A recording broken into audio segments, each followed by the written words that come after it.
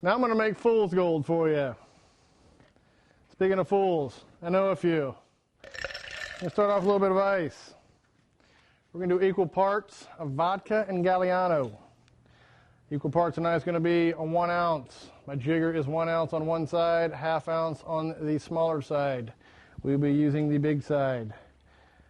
You'll notice I pour 1 ounce and a little bit. That's the way my grandma used to do it. Galliano, which is a vanilla, licorice flavored, anise flavored liqueur, which, believe it or not, tastes pretty good together.